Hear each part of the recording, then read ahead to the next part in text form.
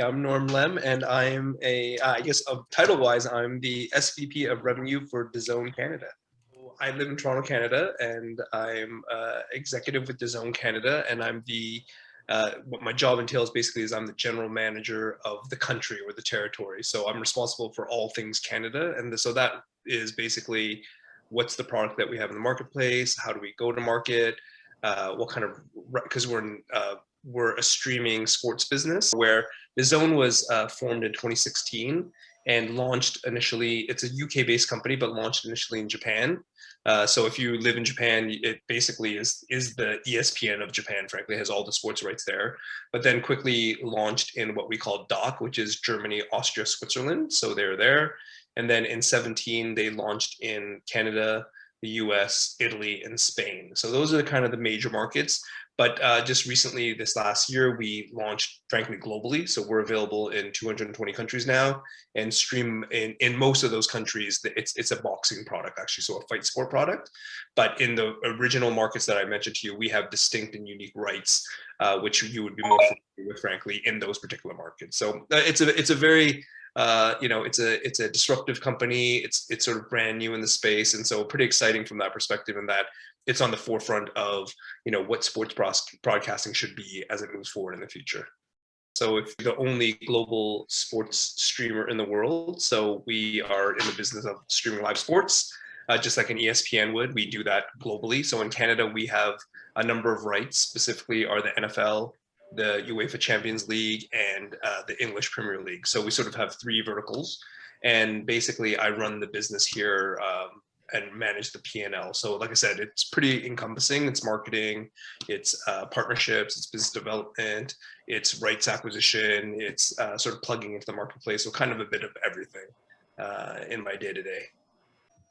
So what would you say is your day-to-day life? Since your DAZN is so big and everything, so what would your day-to-day life be like?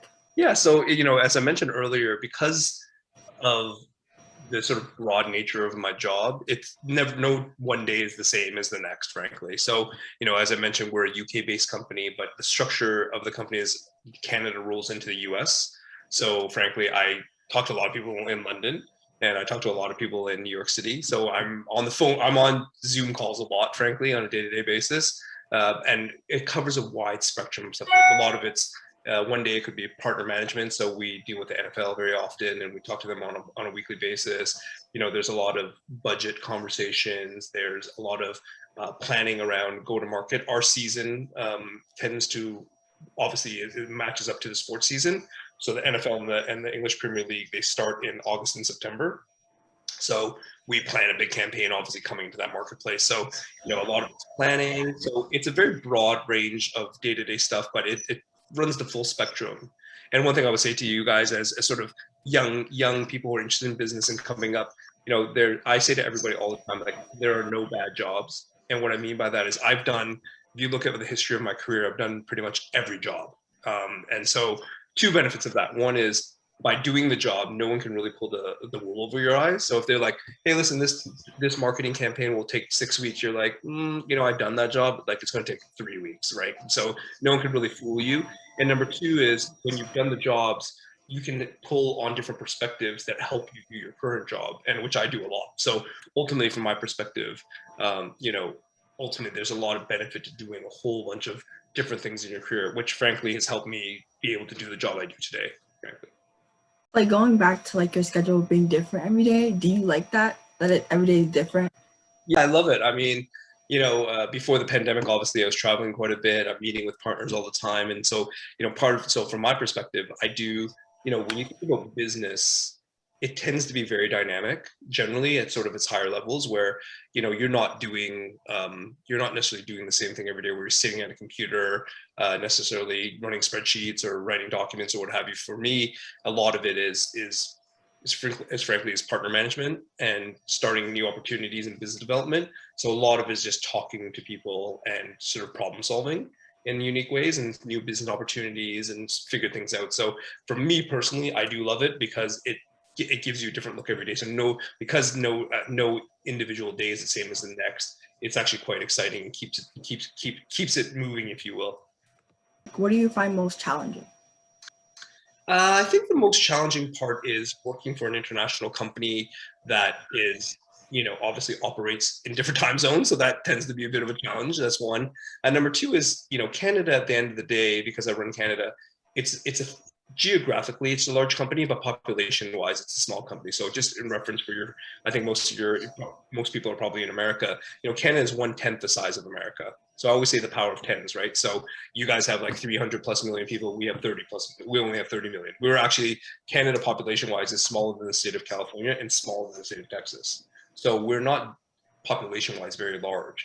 So when you talk about how that translates to a revenue perspective, how much money the company actually makes, it will be small relative to other places.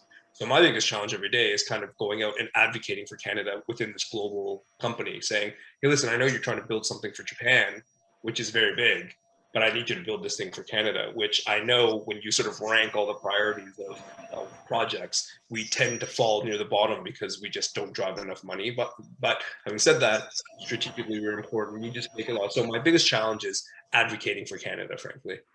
How do you attract people to the zone, and how do you like spread it so that people in Canada and everywhere use the zone? Yeah, it's a great question. So I think in subscription-based businesses, and you see them now, so Netflix, obviously, and Amazon Prime, and all these things. Ultimately, what it comes down to is you trying to figure out what we call the TAM, the total addressable base, basically. So the market, total addressable market. So basically, when you look in the world, you're like, how many people actually will be interested in my product, right? So a lot of that has to do with research and figure that out. But the way we actually go out to it is we do kind of a lot. What I would argue is a lot of the great basic things. So for example, if someone search up, where can I watch this NFL game? So Google search, obviously we're there. Click the DAZN, order the service. So we're there in where you would expect to find us. But I think where we've made our real difference is we've been able to push through advertising, and here it's a bit of a challenge because the competitors here are very strong. So our versions of ESPN in Canada are called TSN, the sports network, and then another one is called Rogers Sportsnet, which is another media company. They basically can control a lot of the airwaves in Canada. So what that means is the most natural thing for me trying to sell a sports service in Canada is to advertise on a sports service, but they won't accept our advertising. So we have to do a lot of guerrilla or sort of what I would say sort of non-traditional things. So we've done public transit takeovers, we've done promotions with media. We had Marshawn Lynch come in as a spokesperson for us. We had Steve Nash come in as a spokesperson. So we've done a lot of stunting and things of that nature. So a lot of it is for us is how do we get people to know, number one, the zone exists, and then number two is actually understand what DAZN is. Because, I think even amongst people I know, they're like, oh, DAZN, like you're a third tier, you don't have anything. I'm like, we have the NFL. And so when people hear that, they're like, oh, they're surprised. So our challenge is not only letting people know that we exist, but also letting them know what we actually offer as a service. So again, we use a lot of the traditional means, but we've been forced, I would say, to be creative in how we get the word out there. And the other piece is, we use promotions, we work through third-party partnerships and things of that nature. So I would argue it's the full spectrum of tactics that we use to attract people to the service. I know there's like a United States branch and like a Canadian branch. Um, what are the main, like, are there any main differences between them? Because I know like some sports like NFL or like baseball, they're considered American sports. Sure. Like, does that affect Canada in any way? So the big difference between the US office and the Canadian office is we operate under a complete different product. So if you actually logged into DAZN in Canada versus the US, it would look completely different because of the rights that we have, right? So as I mentioned, in Canada, we have the English Premier League, which is obviously a UK-based sport. We have UEFA Champions League, which is an international sport, and then we have the NFL, which is a very North American sport, I would say, by and large. So what's interesting is, the crazy thing about sports is people attach to them and very passionate about it in general. So in Canada, we serve the customers that are interested in those sports. If you, like I said, because of the nature of how the rights are sold, if you go to the American service, it actually doesn't have any of those sports. It looks completely different. It actually is mostly a fight sport product in the US, which is boxing, actually. So if you saw it, you'd be like, oh, completely different. So as you can imagine, the marketing is different. The marketing message is different. The unique selling proposition is different. So all these things are different. So no, what's interesting, and this is the greatest challenge of our marketing team, is the North American marketing team has to deal with both. So they have a Canadian campaign and they also have a US campaign. So they have to manage the messages in both markets equally, and they do an amazing job of it. But what's interesting is, other than being under the DAZN banner, they're completely different. They could be separate companies, frankly, but they're obviously not. So, that's the biggest challenge, I think. And in the reality is that if you look at Germany or if you look at Japan, it's also different from us. So, there's other than the brand name, there's very little connection from a product perspective between the two. It's not like selling an iPhone where the iPhone is the same everywhere in the world. Our product is very different in every region that we operate in. Is there a reason that you decided to start a job dealing with sports? Because I also did look at your LinkedIn and I saw that you didn't really do a lot of sports before DAZN. What's interesting in part of my jobs, I've had a lot of sort of different experiences but I spent a lot of my career in TV, marketing and selling television and buying rights in television. And what you end up doing in that space is you're actually, what I loved about it is it combines sort of the three things I love about business. One is it combined technology, number one, because it's distributed, like how do you actually distribute? So whether it was working at a cable company or working at DAZN, it basically takes technology and allows you to do that by and large. Number two is it generally is big business. So we're not talking about doing a $5 deal. We're dealing with 9-figure deals that we're talking about. So, big business. And then I think the last part about it is it's the entertainment business. So even though it doesn't specifically talk about sports in some of my previous jobs, a lot of what I worked in was actually acquiring sports and dealing in that area. So, as much as I dealt with Hollywood studios, so dealing with the Sonys and the MGMs and the Paramounts of the world, I also dealt with sports leagues and sports channels, frankly. So, although it doesn't come out naturally in the resume, you might not see that. But ultimately, I've spent a lot of my career, frankly, in the sports arena and the space as well. But having said that, where I think the connection to DAZN is and where I have is most of my career, if you look at it critically, I've spent most of it in the subscription-based businesses, which is how do I bill someone every month for something? So whether it's the internet through your cable company, whether it's a mobile phone, or whether it's a subscription like Disney Plus or DAZN, it's the machinery of how do you actually get someone to buy into a subscription. And so that's mostly been my career. So although it's sports and it's nice to be passionate about sports, really I think what intrigued DAZN into sort of hiring me is my background in actually managing and selling subscriptions, basically. So that's really the key. And like I said, it wasn't always the case that it was that popular, but obviously now with the advent of OTT services, which are, like I said, the Disney Pluses of the world and Netflixes of the world, it's become a very important part of business, which is selling subscriptions to people.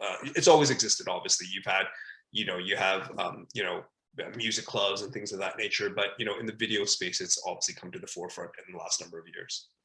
How do you balance like work and life, like your work life and your personal life? Is it hard to balance both of it? Like, are you sometimes like flustered about like too much work and not focusing too much? Like, how do you balance it all? Yeah, it's interesting. Early in my career, I worked a lot, like crazy amounts of work.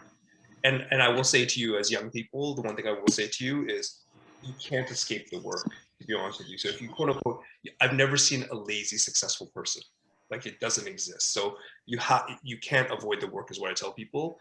But I will say you need balance. And I sort of had an epiphany sort of in the middle of my career where I was forced sort of to do things that, from a work perspective, that were just, probably too much. And I decided to just create barriers. Like, I created boundaries for myself. So I'm like, I'll do this, but I'm not going to do this. I'm going to do this, but I'm not going to do this.